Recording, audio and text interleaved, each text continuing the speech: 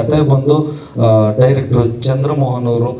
ಯಾಕೆಂದರೆ ಅವ್ರ ಜೊತೆ ನಾನು ಒಂದು ಬಾಂಬೆ ಮಿಠಾಯಿ ಮತ್ತು ಡಬಲ್ ಇಂಜಿನ್ ಅಂತ 2 ಚಿತ್ರ ಮಾಡಿದ್ದೆ. ಅವ್ರದ್ದು ಕತೆ ಇದು. ಆ ಕತೆನ ತಗೊಂಡ್ಬಂದಾಗ ನಾನು ನಮ್ಮ ಅಪ್ಪಾಜಿಗೆ ಹೇಳಿದಾಗ ಇಲ್ಲ ತುಂಬ ಚೆನ್ನಾಗಿದೆ, ಇದು ಚೆನ್ನಾಗಿ ವರ್ಕ್ ಆಗುತ್ತೆ ಅಂತ ಡಿಸೈಡ್ ಮಾಡಿದ್ವಿ. ಅದಾದ ಮೇಲೆ ಅನಿಲ್ ಸರ್ರು ಇದನ್ನು ನಿರ್ದೇಶನದ ಹೊಣೆ ಹೊತ್ಕೊಂಡ್ರು.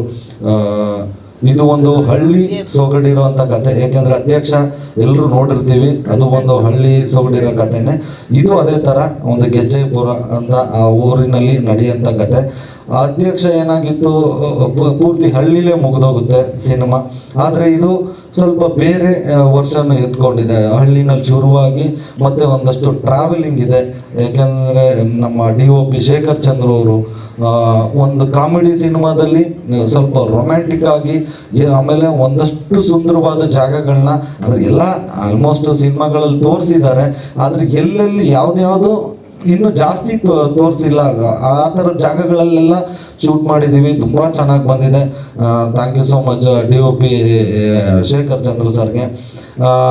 ನಮ್ಮ ನಿರ್ದೇಶಕರದೊಂದು ಪ್ಲಸ್ ಏನಂದರೆ ಅವರು ಡೈಲಾಗ್ ರೈಟ್ರು ಆಗಿರೋದ್ರಿಂದ ಈ ಚಿತ್ರಕ್ಕೆ ಡೈಲಾಗ್ ಬರೆದಿರೋದು ರಾಜಶೇಖರ್ ಅಂತ, ಅವರು ಡೈರೆಕ್ಟ್ರೆ. ಇವರು ಡೈಲಾಗ್ ರೈಟ್ರ್ ಆಗಿರೋದ್ರಿಂದ ಒಂದಷ್ಟು ಸ್ಪಾಟ್ಗಳಲ್ಲಿ ತುಂಬ ಕಾಮಿಡಿ ತುಂಬ ಚೆನ್ನಾಗಿ ವರ್ಕೌಟ್ ಆಯಿತು. ಈಗೇನೋ ನಾವು ಒಂದು ಪ್ರೀ ಪ್ರೊಡಕ್ಷನ್ ಅಂತ ಕೂತಾಗ ಎಲ್ಲನೂ ರೆಡಿ ಮಾಡ್ತೀವಿ, ಬಟ್ ನಾವು ಲೊಕೇಶನ್ಗೆ ಹೋದಾಗ ಅಲ್ಲೇನೋ ಒಂದಷ್ಟು ಅಷ್ಟರಲ್ಲಿ ಏನೋ ಇಲ್ಲ, ಇದೊಂಚೂರು ಇನ್ನೂ ಚೆನ್ನಾಗಿ ಬರಬೇಕಿತ್ತು ಅಂದರೆ ಅಲ್ಲಿ ಒಂದು ಡೈಲಾಗ್ ರೈಟ್ರು ಇಲ್ಲ ಅಂದರೆ ಕಷ್ಟ ಆಗುತ್ತೆ. ಬಟ್ ಡೈರೆಕ್ಟ್ರೇ ಡೈಲಾಗ್ ರೈಟ್ರ್ ಆಗಿರೋದ್ರಿಂದ ಒಂದಷ್ಟು ಚೇಂಜಸ್ಗಳಾಗಿ ಇನ್ನೂ ಒಂದಷ್ಟು ಚೆನ್ನಾಗಿ ಅದ್ಭುತವಾಗಿ ಮೂಡ್ ಬಂತು. ಆಮೇಲೆ ಇದನ್ನು ಒಂದು 3-4 ವರ್ಷನೂ ಕೂತ್ಕೊಂಡು ಈ ಕಥೆನ ಮಾಡಿದ್ವಿ. ಯಾಕೆಂದರೆ 1 ವರ್ಷ ಮಾಡಿದ್ವಿ, ನಮಗೆ ಓಕೆ ಅನ್ನಿಸ್ತು. ಮತ್ತು ಇನ್ನೊಬ್ರು ಡೈರೆಕ್ಟ್ರ್ ಆಡೋದ್ರು, ಡಾಕ್ಟರ್ ಸೂರಿ ಅಂತ, ಅವ್ರು ಆಡೋದ್ರು. ಅವ್ರ ಪರ್ಸ್ಪೆಕ್ಟಿವ್ನಲ್ಲಿ ಇದೇನೋ ಒಂದು ಡೌಟ್ ಇದೆಯಲ್ಲ ಅಂದರು. ಮತ್ತೊಂದಷ್ಟು ಚೇಂಜ್ ಆಯಿತು. ಮತ್ತು ತರುಣ್ ಸುಧೀರ್ ಅವರು ಇದಕ್ಕೆ ತುಂಬ ಸಪೋರ್ಟ್ ಇದೆ. AP ಅರ್ಜುನ್ ಅವರು ಈಗ ನನಗೆ ನೀನು ನಿನಗೆ ನಾನು ಅಂತ ಒಂದು ಸಾಂಗ್ ಇದೆ. ಅರ್ಜುನ್ ಜನ್ಯ ಅವರು 3 ಹಾಡುಗಳನ್ನ 3ನೂ ಅದ್ಭುತವಾಗಿ ಕೊಟ್ಟರು. 3ನೂ ನಮ್ಮ ಜನ ತುಂಬ ಚೆನ್ನಾಗಿ ಸ್ವೀಕಾರ ಮಾಡಿದ್ರು. ಆದರೆ ಅದರಲ್ಲಿ ಒಂದು ತುಂಬ ದೊಡ್ಡಿಟ್ಟು ನಮ್ಮ ನಿರೀಕ್ಷೆಗೆ ಮೀರಾಯಿತು. ನಾವು ಅಂದ್ಕೊಂಡಿದ್ವಿ, ನಾನು ಫೋನ್ ಮಾಡ್ತಾನೆ ಇದ್ದೆ ಆನಂದ್ ಅಡಿ ಅವ್ರಿಗೆ, ಇನ್ನೂ 1 ಮಿಲಿಯನ್ ಆಗಲಿಲ್ವಲ್ಲ ಸರ್, 1 ಮಿಲಿಯನ್ ಆಗಲಿಲ್ಲ, 2 ಆಗಲಿಲ್ಲ ಅಂತ. ಬಟ್ ಅದು ಇವತ್ತಿಗೆ 9 ಮಿಲಿಯನ್ ಆಗಿದೆ. ರಿಲೀಸ್ ಆಗಷ್ಟರಲ್ಲಿ 10 ಆದರೂ ಆಗುತ್ತೆ. ಒಂದು ಕಾಮಿಡಿ ಪಿಕ್ಚರ್ಗೆ ಆ ಥರದ್ದು ಒಂದು ರೊಮ್ಯಾಂಟಿಕ್ ಸಾಂಗ್ ಸಿಗೋದು ತುಂಬ ಕಷ್ಟ ಅನ್ಕೋತೀನಿ. ಯಾಕೆ ಸಿಗುತ್ತೆ ಅಂದರೆ ಈ ಮ್ಯೂಸಿಕ್ ಡೈರೆಕ್ಟ್ರಿಗೆ ಯಾರೇ ಟ್ಯೂನ್ ಮಾಡಬೇಕಾದ್ರೂ ಅವ್ರಿಗೆ ನಾವು ಕಥೆನ ಹೇಳಬೇಕು. ಅವ್ರು ಹಿಂದಿನ ಮುಂದಿನ ಸೀನ್ಗಳನ್ನ ನೋಡಿ ಅದಕ್ಕೆ ತಕ್ಕಂಗೆ ಟ್ಯೂನ್ ಆಗ್ತಾರೆ. ನಾವು ಈ ಕಥೆನ ಹೇಳಿದಾಗ ಇದರಲ್ಲಿರೋ ಲವ್ ಅಷ್ಟೊಂದು ವೆಯ್ಟ್ ಆಗಿತ್ತು. ತುಂಬ ಒಂದು ಇನ್ನೋಸೆನ್ಸ್ ಲವ್ ಸ್ಟೋರಿ ಇದೆ. ಆ ಲವ್ ಸ್ಟೋರಿ ಕೇಳಿ ಆ ಸಾಂಗ್ ಹುಟ್ಟಿತು. ಫಸ್ಟ್ ಸಿನಿಮಾಗೆ ನನಗೆ ಈ ಥರದ್ದು ಒಂದು ಸಾಂಗ್ ಸಿಕ್ಕಿ ಆ ಸಾಂಗ್ನ ಜನ ಒಪ್ಕೊಂಡಿದ್ದು ತುಂಬ ಖುಷಿ ಪಡ್ತಾ ಇದೆ, ಖುಷಿ ಪಡೋ ವಿಷಯ. ಹಂಗೆ ಇದನ್ನು ಲಿರಿಕ್ ಬರೆದಿದ್ದು AP ಅರ್ಜುನ್ ಅವರು.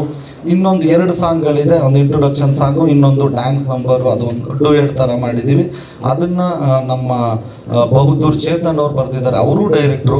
ಸೊ ಒಂದಷ್ಟು ಡೈರೆಕ್ಟ್ರುಗಳು, ಒಂದಷ್ಟು ಕಲಾವಿದರುಗಳು ಎಲ್ಲರೂ ಸೇರಿ ಈ ಸಿನಿಮಾಗೆ ಸಪೋರ್ಟ್ ಮಾಡಿದ್ರು. ಆಮೇಲೆ ನಾವೇನೇ ಅಂದ್ಕೊಂಡ್ರು, ಈಗ ಡೈರೆಕ್ಟರ್ ತಲೆಯಲ್ಲಿ ಒಂದು ಸೀನ್ ಬಂದರೆ ನಾನು ಇಲ್ಲ ಇದು ನೀನು ತೆಗಿಬೇಕು, ಈ ಥರ ಶೂಟ್ ಮಾಡಬೇಕು ಅಂದರೆ ಅದಕ್ಕೆ ಮುಖ್ಯವಾಗಿ ಬೇಕಾಗಿರೋದೇ ದುಡ್ಡು.